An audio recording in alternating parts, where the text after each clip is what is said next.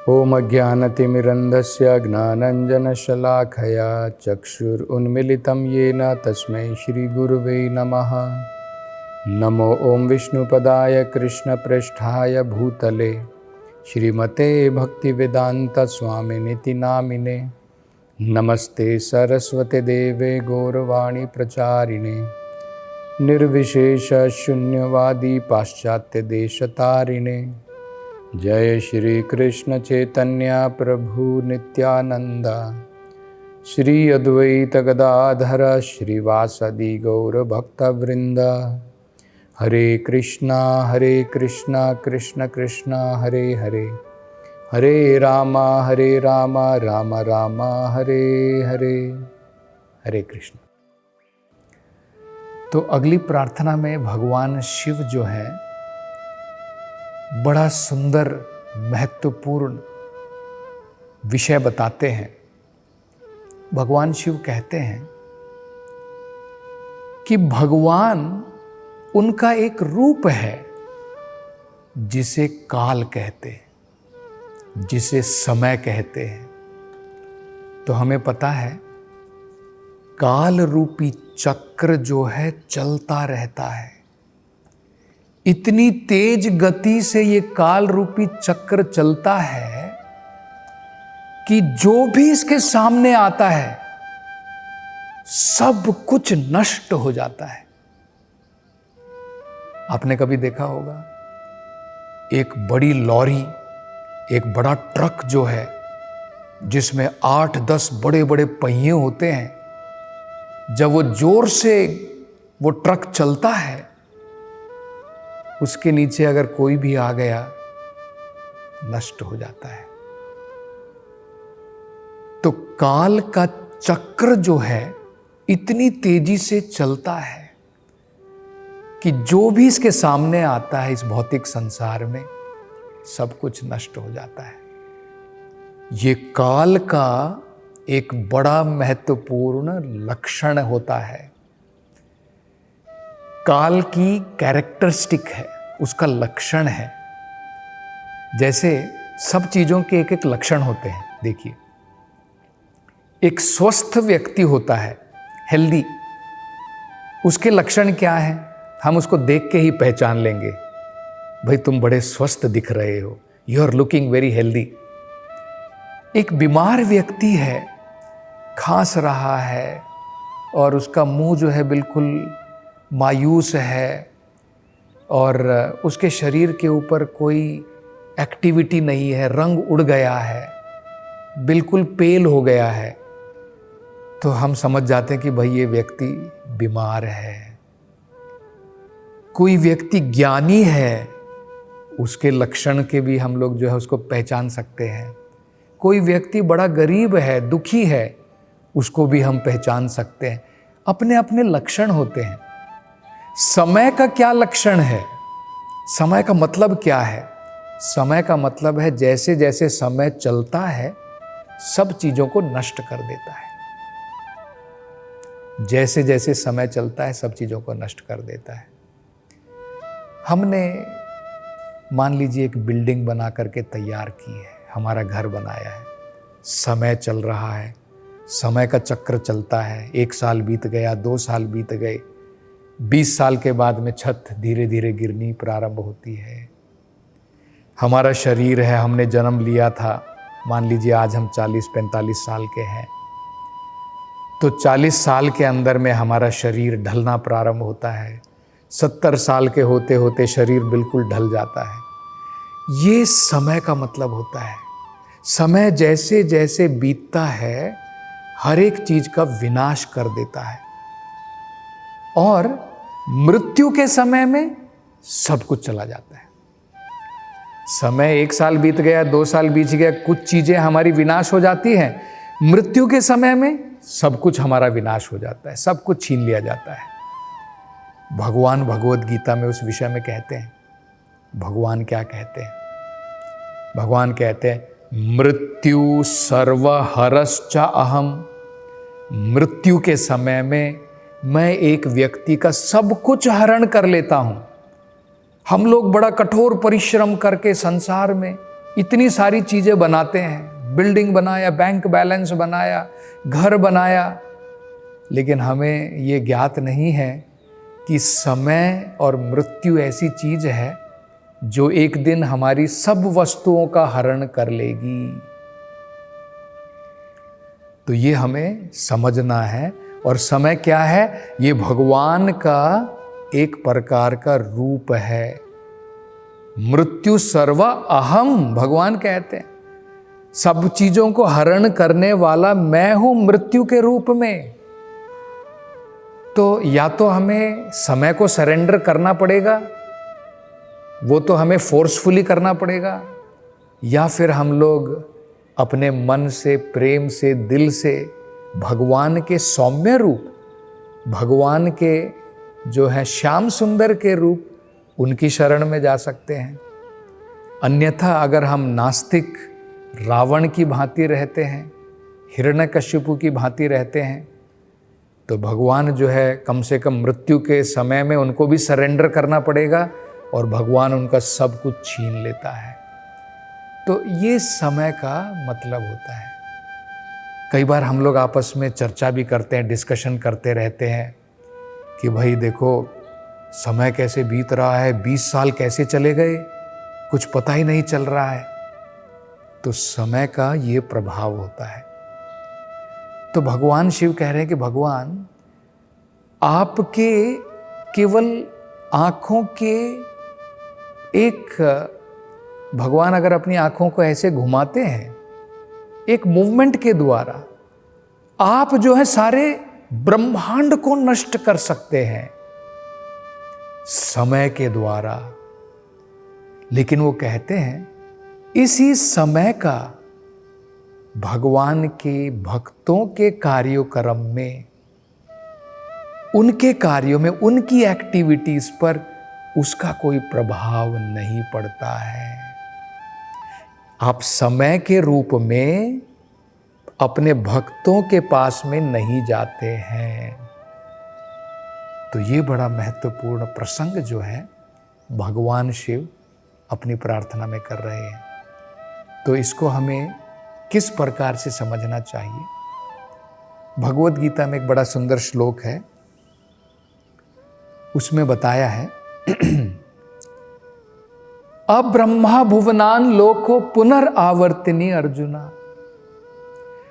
कर्मी लोग होते हैं, ज्ञानी लोग होते हैं, योगी लोग होते हैं, ये जो भी अचीव करते हैं अपने जीवन में, ये जो भी संग्रह करते हैं,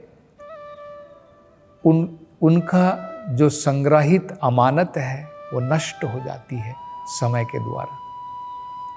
तो कर्मियों को तो हमें पता है, आप कितने भी अच्छे कर्म कर लें, लेकिन समय के बाद में उसका फल नष्ट हो जाता है। आप स्वर्ग लोक तक भी चले जाएं, वो भी फल नष्ट होने के बाद दोबारा आना पड़ता है। ज्ञानियों के बारे में भी बताया है कि अगर ज्ञानी भी अपनी तपस्या के द्वारा बहुत ऊंचे तक चला जाता है, ये भागवत का बड़ा सुंदर श्लोक है। भागवत में देखिए क्या बताया है, बड़ा, अगर आप उसको समझने का प्रयास करेंगे, बड़ा सुंदर अर्थ है। तो कर्मी लोग अनेकों प्रकार के पुण्य कर्म करके वो कहाँ जाते हैं? स्वर्ग लोग जाते हैं।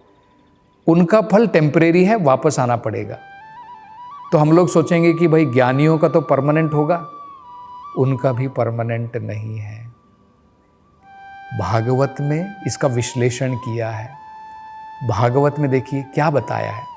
एक श्लोक आता है, उसमें कहते हैं आहृह्य कृच्छ्रेण परम पदम ततः।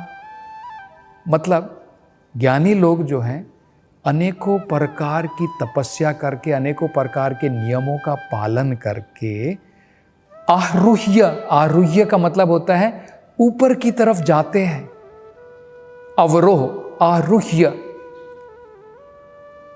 परम पदम ततः, और बहुत ऊपर के स्थान तक पहुंच जाते हैं, ब्रह्म ज्योति तक पहुंच जाते हैं, जिसे परम पदम कहते हैं। लेकिन आगे वो बताते हैं, भागवत के श्लोक में कहा है पतंती अधो ततः, लेकिन वहां से इतने ऊंचे स्थान से भी ब्रह्म ज्योति तक जाने के बाद भी, स्वर्गलोक नहीं, स्वर्गलोक तो कर्मी लोग जाते हैं, जो ज्ञानी लोग हैं उनकी कोई आसक्ति नहीं है स्वर्गलोक जाने की, वो ब्रह्म ज्योति तक जाते हैं, भगवान की जो ब्रह्म ज्योति है वहां तक पहुंच जाते हैं। लेकिन भागवत में कहा है पतंती अधो ततः, वो लोग भी अपने स्थान से नीचे गिर जाते हैं। पतंती का मतलब है नीचे गिरना, अधो का मतलब है नीचे की तरफ, ऊर्ध्व का मतलब होता है ऊपर, अधो मतलब नीचे। अब प्रश्न ये उठता है कि भाई इन्होंने इतनी तपस्या की थी, इतना ज्ञान अर्जित किया था, उस तपस्याओं के द्वारा ये जो है बड़े ऊंचे स्थान तक पहुंच गए थे, फिर वहां पर जाने के बाद में दोबारा उन्हें क्यों संसार में आना पड़ता है, उसका क्या रीजन है? तो भागवत में कहा है अनादरात युष्मद अंग्रयाः, क्योंकि ये ज्ञानियों को आपकी भक्ति के बारे में कोई ज्ञान नहीं है, तो आपके चरण कमलों का वो आश्रय ग्रहण नहीं करते हैं, उसका अपमान करते हैं, अनादर करते हैं। युष्माद अंग्रह का मतलब आपके ये जो 2 चरण कमल हैं उनका वो अनादर करते हैं। अनादरात, अनादर, रिस्पेक्ट नहीं करते हैं, भगवान के चरण कमल की उपासना नहीं करते हैं, उनका आश्रय ग्रहण नहीं करते हैं, वो केवल ब्रह्म ज्योति में जाकर के मिल जाना चाहते हैं। कुछ समय के लिए भगवान अलाउ कर देते हैं, तुम ब्रह्म ज्योति में मिल जाओ। अब ब्रह्म ज्योति में मिलने के बाद में कितने दिन उस ब्रह्म ज्योति का आनंद लेंगे? वो तो बिल्कुल उस प्रकार से हो गया ना। देखिए मैं आपको एक उदाहरण देता हूँ, ये आचार्यों ने बड़ा सुंदर उदाहरण दिया है समझने के लिए कि क्यों ये लोग गिर जाते हैं। क्योंकि भगवान के चरण कमलों का उन्होंने अनादर किया है, उसका आश्रय ग्रहण नहीं करते हैं, भक्ति में नहीं लगते हैं, संसार के कार्य छोड़ दिए कि भाई संसार के कार्य माया है। बाद में क्या हो गया, सारे कार्य शून्य हो गए, सारी इच्छाएं शून्य कर देते हैं। लेकिन पॉजिटिव साइड में, सकारात्मक तरफ जो है अपना मन नहीं लगाते हैं कि भाई भौतिक एक्टिविटी छोड़ के भगवान की भक्ति करूंगा। वो भौतिक एक्टिविटी नहीं है, वो भौतिक कर्म नहीं है, वो दिव्य कर्म होते हैं। तो ये भौतिक कर्म तो छोड़ देते हैं लेकिन आध्यात्मिक कर्म नहीं अपनाते हैं, भौतिक इच्छा छोड़ देते हैं, आध्यात्मिक इच्छा नहीं अपनाते हैं। तो क्या होगा, कितने दिन तक ऐसे रहेंगे? क्योंकि हम तो जीव हैं, कुछ ना कुछ तो इच्छा रहेगी, हम पत्थर थोड़ी हैं, कुछ ना कुछ तो कर्म करना ही पड़ता है। भौतिक कर्म नहीं करेंगे, कितने दिन तक चुपचाप रहेंगे? अब अगर आप सोचिए, मान लीजिए आप बड़े परेशान हैं भौतिक संसार से, भीड़ भाड़ से बहुत परेशान हैं। अरे भाई ये शहर की ज़िंदगी जो है, हॉर्न आता है, इतना सारा ट्रैफिक है, इतना पोल्यूशन है। मान लीजिए आप जो है बड़े परेशान हैं, बड़े दुखी हैं, आप जो है जंगल में जाते हैं, आपको बड़ा आराम महसूस होता, मज़ा आ गया, यहाँ पे वो भीड़ भाड़ नहीं है, यहाँ पर वो पोल्यूशन नहीं है। लेकिन भला सोचिए, अगर आपको उस जंगल के अंदर में आपका कोई संग नहीं है, आपके पास कोई मित्र नहीं है, वहाँ पर कितने दिन आप एकांत में खुश रहेंगे कि भाई भीड़ भाड़ नहीं है संसार की, ट्रैफिक नहीं है यहाँ पर, पोल्यूशन नहीं है यहाँ पर, कितने दिन रहेंगे? थोड़े दिन आपको खुशी होगी, लेकिन थोड़े दिनों के बाद में आप जो है, क्योंकि मनुष्य जो है सामाजिक प्राणी है, उसे समाज की ज़रूरत पड़ती है, एक्टिविटी की ज़रूरत पड़ती है। थोड़े दिन भी अगर आपको अकेला रख दिया जाए, आप नहीं रह पाएंगे। यही हाल ज्ञानियों का होता है। संसार की एक्टिविटी तो छोड़ दी, लेकिन शून्य हो जाते हैं वो लोग। भौतिक इच्छा छोड़ दी, लेकिन कोई इच्छा नहीं करना चाहते हैं। हमें क्या करना है? भौतिक कर्म छोड़ के, भौतिक इच्छा छोड़ करके आध्यात्मिक कर्म करने हैं, उसे ही भक्ति कहते हैं। भक्ति आम कर्म नहीं है, वो स्पिरिचुअल एक्टिविटी है। अर्जुन ने देखिए क्या किया, पूरी भगवत गीता सुनने के बाद में क्या अर्जुन ने अपना कर्म त्याग कर दिया, अपनी इच्छा का त्याग कर दिया? नहीं, इच्छा को बदल दिया, कर्म के करने के तरीके को बदल दिया, कर्म का त्याग नहीं किया। पूरी भगवत गीता भगवान ने कर्म करवाने के लिए ही लगवाई, लेकिन विचार बदल गया। पहले सोच रहे थे अपने लिए कर्म कर रहा हूं, बाद में उन्होंने कहा नहीं भगवान, आपके कहे अनुसार आपकी संतुष्टि के लिए काम करूंगा, उसे भक्ति बोलते हैं। पहले इच्छा थी अपने लिए, बाद में इच्छा है भगवान की इच्छा पूरी करने के लिए, उसे भक्ति कहते हैं। तो कर्मी जो है यही उनका हाल होता है। तो कर्मी के बारे में, ज्ञानी के बारे में भगवान ने यही बताया है कि ज्ञानी जो है, कर्मी तो स्वर्गलोक तक जाता है, वो तो टेम्परेरी है, उसको वापस आना पड़ता है। ज्ञानी लोग क्या है? ज्ञानी जो है सांसारिक मोह माया को त्याग देते हैं, ज्ञानी जो है सांसारिक कर्म को त्याग देते हैं, लेकिन आध्यात्मिक कर्म में आसक्ति नहीं लगाते हैं। भगवान के चरण कमलों में, भगवान की कथा सुनने में, भगवान के नाम के जप में आसक्ति नहीं लगाते हैं। कितने दिन तक जो है वो बिना किसी कर्म के रह पाएंगे, बिना किसी इच्छा के रह पाएंगे? तो कुछ समय के लिए वो भगवान की ब्रह्म ज्योति में विलीन हो जाते हैं, और बाद में जब वहाँ पर फ्रस्ट्रेट हो जाते हैं, थोड़े समय के बाद में बोर हो जाते हैं, दोबारा भौतिक संसार में आ जाते हैं अनेकों प्रकार के कर्म करने के लिए। तभी आप देखेंगे, पहले तो ये लोग बोल देते हैं, बड़े बड़े ज्ञानी लोग कह देते हैं जगत मिथ्या, जगत मिथ्या, ये सारा जगत मिथ्या है, उसका त्याग कर देते हैं। मिथ्या करने के बाद में थोड़े दिनों के बाद में आप देखेंगे सन्यास भी ले लेते हैं। सन्यास लेने के बाद में दोबारा अनेकों प्रकार के स्कूल खोलना, हॉस्पिटल खोलना। अरे भाई, अगर सब कुछ मिथ्या था तो दोबारा इस कर्म में क्यों लगे हुए हो?